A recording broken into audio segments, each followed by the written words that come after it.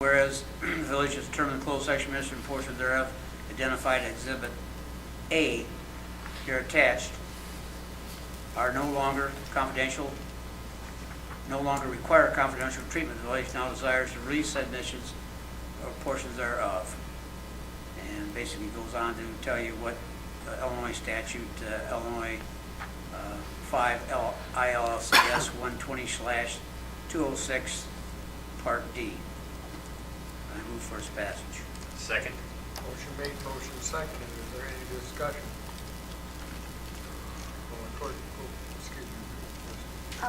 I believe he said it was resolution 66R-12, and on the agenda it says it's 12, but on the actual resolution it's 11.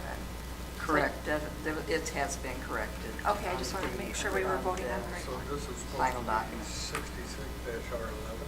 No, on the agenda is correct. There was a typo on the document itself. Any other discussion? Will the clerk please take the roll? Trustee Tamman, Aye. Johnson, Aye. Gentry, Aye. Yo, Aye. Beck, Aye. Poland, Aye. Mayor Strickland. Aye. 7 ayes and no nays. Resolution 66-R-12 has been adopted. That's all we have under new business. Now we go to other. Does anybody have anything to other? I see none. Next we go to public comment. Is there anyone in the audience that would like to speak for the good of the village? If so, wait a minute, sir, till I'm done. She asked first, so I'll bring her. Please step to the podium, state your name and address, and please hold your comments to 3 minutes. Thank you, Your Honor. My name is Pamela Hardy. I live in Machesney Park, 10403 Ventura Boulevard. I apologize first in coming in with this concern that I have so late, but I have been working on this since May to try to figure out who, what, and where to address this board in the way that I want to. I've lived in Machesney Park. I grew up in North Park. I've lived here all of my life except for 2 years. And I am here to address you tonight in regard to the gaming rooms that I have seen that has been ready for opening down on 173 by McDonald's.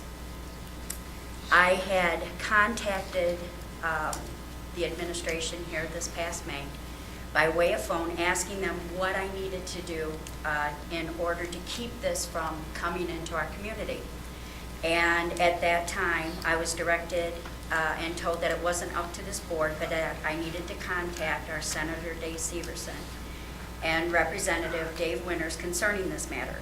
I did contact them.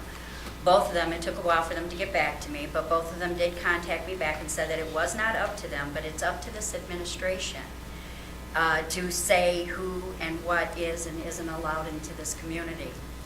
I was then contacted, I got back with Your Honor, and I was told by him to contact my trustee, and which I did, and I was told then that there was no plans in the way to stop this gaming room from opening up here, and that there had been a liquor license already approved by this board for that gaming room. I am very concerned that the approval of this license shows that there isn't a problem about allowing these gaming rooms to come into our community. I already know that there are some of these machines that are in some of the boards, or the bars rather, in our community, and that all at the end, Governor Quinn has the final say as to whether gambling is going to be allowed in our state. But I am addressing this issue for Machesney Park. I work in the Harlem School District. I've been employed here for 15 years in the district, and I see the effects of what addictions and broken families, the effects that it has on our children. We have a large sum of children already coming in under I'm sorry, I'm very nervous, under the free and reduced lunch programs as it is. and the understanding of it being You have gambling. about 20 seconds. Okay. I just want to know, what can I do to get an ordinance passed to keep from these gaming rooms anymore from coming into this area and into our community? I don't want to see that come in because of the corruption and it causes such mayhem. And there's all kinds of statistics that have been made known of what it does to the community.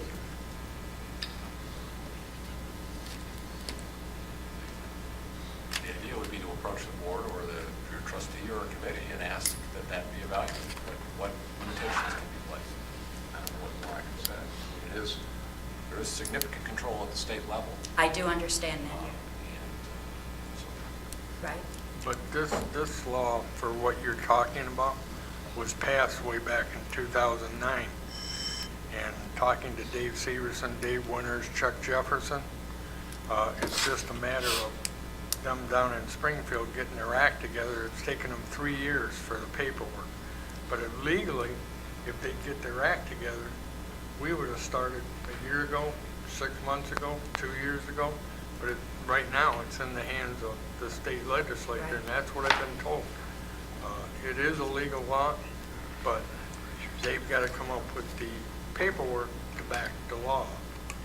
And I called after you called me to Dave Severson, and that's what he told me, that it's already a legal law passed in 2009. They're just waiting for downstate. It has nothing to do with this gambling casino, according to what I'm understanding.